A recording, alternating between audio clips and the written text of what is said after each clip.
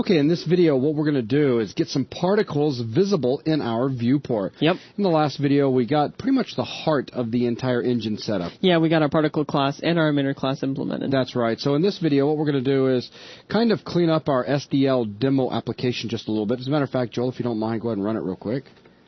So I see no particles. Yeah, no particles. We're going to go ahead and take the cube out. We're going to copy that grid that we created earlier in the lighting demo. Yep. Yeah, we're going to copy that and paste the draw grid in here. Right. And then we'll go ahead and actually create an emitter and have that emitter start sending out some particles. We'll adjust a few of the attributes so that you guys can see how it works. Mm-hmm. And we even have some textures that we're going to slap on That's right. And that'll pretty much wrap it up for this video. So by the end of this video, we want to see particles in our application. That's right. Okay, so let's go and get started. All right, so the first thing I'm going to do is make sure our emitter.h is included, and we it did is. This in the last video. Right.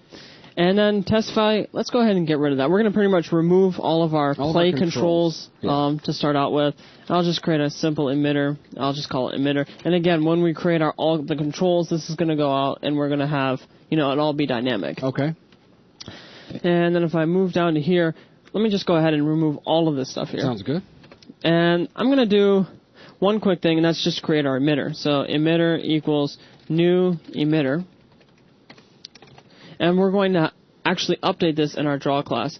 Now for our texture, first thing, of course, we have to set our texture for our emitter. So let's pass it texture. We're going to start emitting out that weird surface. Right. I will change that in just a minute. So we've got that. Now let's go ahead and go down to our draw scene so that we can actually, draw our scene properly. So if I come down to here, I'm going to get rid of this entire draw cube section. I'll make sure I don't delete too much. Now I'm going to copy over the code for our draw grid. Okay. So if I go down to a folder here, this was our second lighting demo that we had. If I just drag and drop this in here, and just move down a little bit. Look for the draw grid function. Yep, and here we have it. It was a nice little function. Doesn't hurt to use something again. Not at all, in fact. So simply paste it? Yep, paste this guy in, and then do a simple draw grid.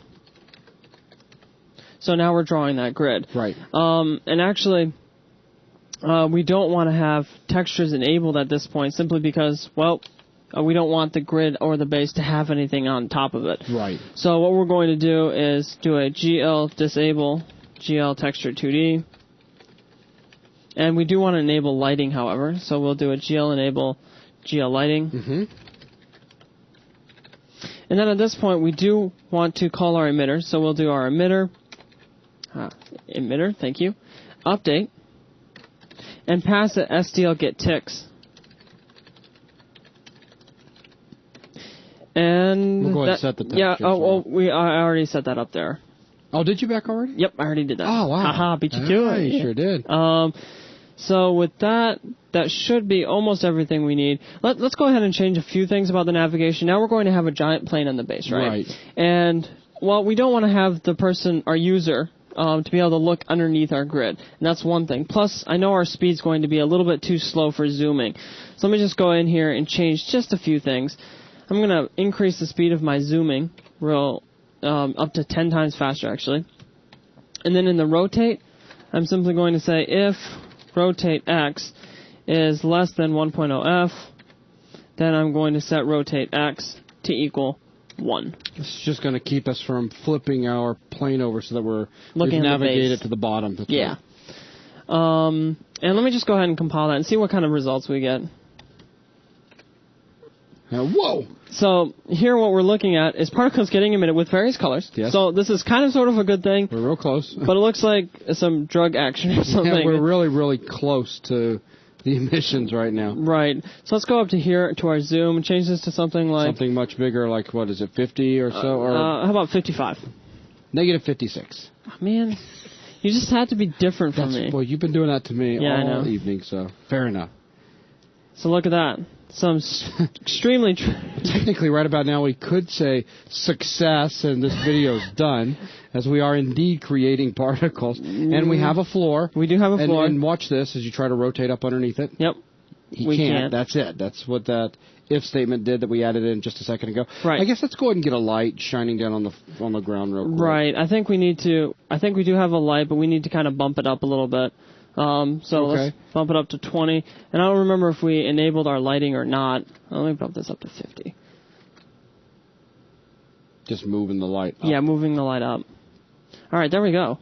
And it's way too bright now, so let's kind of... It's like 2.0, 2.0, 2.0, so... You might get away with the just ones now that you move the light up far enough.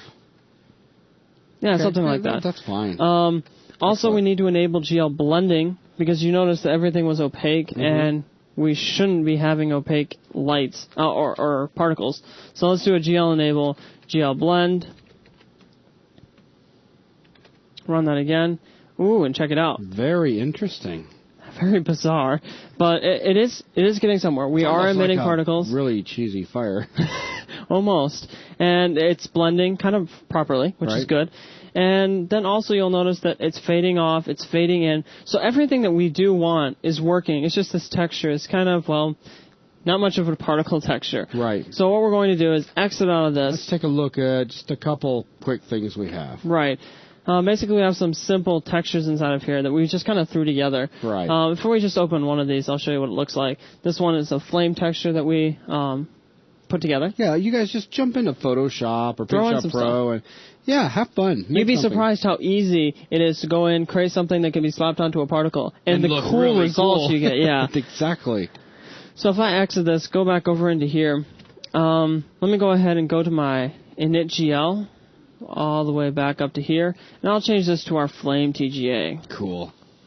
And if I just execute this, whoa! So that's totally trippy. So what we're going to do is do a few things actually. As we said in the last lesson, we didn't implement rotation for our particles, so we're going to go ahead and do that. There's a couple of rotations actually. Yeah, rotate around X, Y, and Z. Right. And we're going to add that into our scene here, and that's going to make the fire look a whole lot better. Plus, you'll notice that our flame has pink, blue, and all these other colors mixed into it. Saturation earlier. Yeah, and that just doesn't look any good. So plasma fire. No kidding, like a flamethrower. So let's exit out of this. Go into our particle.cpp, and if we come down right to below our position.x, I'm going to create a function called rotate that will allow us to rotate around X, Y, and Z. Okay. So let me throw in the code here real quick so you can see what we're going for. And it's calling the Direct 3D version of that. That's funny. We'll pass a rotation. Remember, we have a variable called rotation.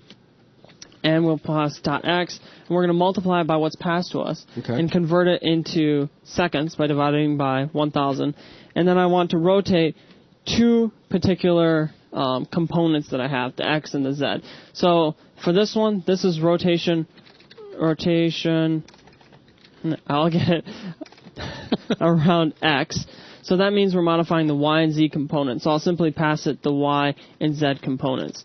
Now, to implement this, you already really know how to do this because in our matrix demonstration, the transformations lesson, we talked about the different rotation matrices. And all this function is going to do is expand that rotation matrix out. So it only applies to two of those components, and booyah, it's going to return those results. So let me do a particle rotate. This is going to be just a simple private function. And it's going to pass it an angle. And then I'm going to pass it, remember this is in radians since we're going to be calling cosine and such. I'll pass it x, a reference to x and y so that I can modify it inside my function. And then what I'm going to do is create two temporary variables that are store our final x and final y. And this is simply x times cosine of the angle minus y times the sine of the angle. And the same for y, almost. Change this to y. And this is going to be add. And if you expand out our matrix rotation that you saw in the matrix transformations lesson, you'll see that this is the result you get. And then we simply set x equal to final x and y equal to final y. And there we have it. And then we just do the same for y and z. So around y, we're modifying x and z. And then in z, we're modifying x and y. Pretty simple, right? Cool. Except we need to change this and this. I knew you were going to say something. Very good.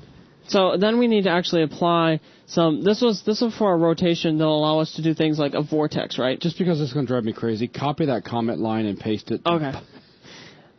It's just going to drive me nuts. That's awesome. Thank you. Let me put rotation around X, Y, and Z. Okay. All right, this is what it allows us to rotate around a particular axis to do things like the vortex effect or whatever. Right. Another thing we want to do is add rotation that is perpendicular, if you will, to the camera. Right. Right, so it rotates around. Now you know what I was talking about a minute ago when I said 2 different types of rotation. Right, yep.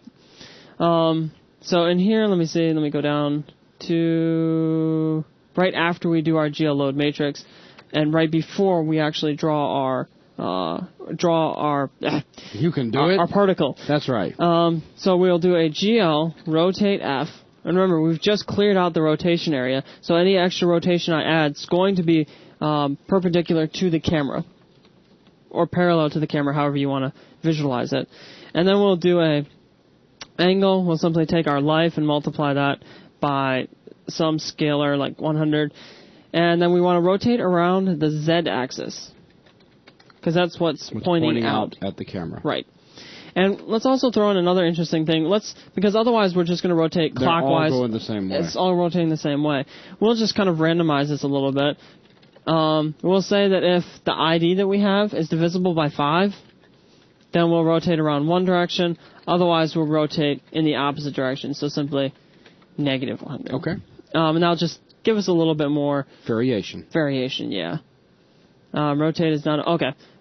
I said I was going to do it, and then I forgot to do it. So let me go ahead and go to particle, make a private section here, and throw in our function. Mm-hmm. And don't forget my semicolon. And it seems to have worked. So if I look at this, pretty cool. Now it's actually shooting up, rotating, looking a little bit more natural. Yeah. Still kind of weird looking with all the colors. Let's go in and set some properties relating to our emitter. Because remember, inside of our emitter, we have all these different attributes that we can set to basically control how our emitter works. That's right. And what we're going to do is just kind of throw in some random values here and see, what kind of results we can get. So the first thing is we want to get rid of all that funky colors. Right. So we'll set the saturation to 0. Problem solved. Problem equals very solved. And our alpha, we'll turn it down a little bit. So set the alpha to, 0.1 or something like that. And let's also increase the emission radius. So we'll do an emission radius, just to have it a little bit wider area that it's shooting out of. As opposed to form a point. Yes. Yeah. And then emitter, emission rate, I'll set that to something a lot higher, emit a lot more particles. Let me just test that out and see what that looks like. Ooh. Now that's looking pretty cool. Now that's a fire. That is a fire. That is a serious fire. Let me turn down the size a little bit. Yeah. So let me go ahead and go into here, do an emitter dot size, and I'll set this to 2 or 2. Yeah, that sounds like a good idea. And maybe our size range will be 1.5. Yeah. So the size can be anywhere between, let's see, 0.5 and 3.5. That's right. Oh, wow. That actually looks really good. That's looking really nice. So I think, is there anything else you wanted to add? Did you want to go ahead and show the vortex in operation? We can make that kind of swirl upwards, which would be a really cool effect. Definitely. So we can change our rotation in Y to something like 20. That's probably going to be too fast, but that's okay. Wow. All right, so let's turn that okay. Turn it down 9. to 9, okay. I saw you were going to type 10. I was going to type 10. Ooh, yeah. So check it out. So we have a rotating flame of doom. Very, very nice. Excellent. Yep. So, actually, one other thing I'm going to do. Let me change my plane size to be a little bit bigger. Maybe make this 180. I was just kind of getting kind of annoying. Didn't kind of fade off as much as there. That's what I was looking for. Very cool. So we have our emitter working properly. So in the last lesson, we created our emitter class and our particle class. This lesson, we kind of tied it all together and actually have it working inside of our application. Awesome. So now the only thing we need to do is get our controls in place so that we can start modifying this in real time. That's right. So with that is going to wrap up this video. Thanks a lot.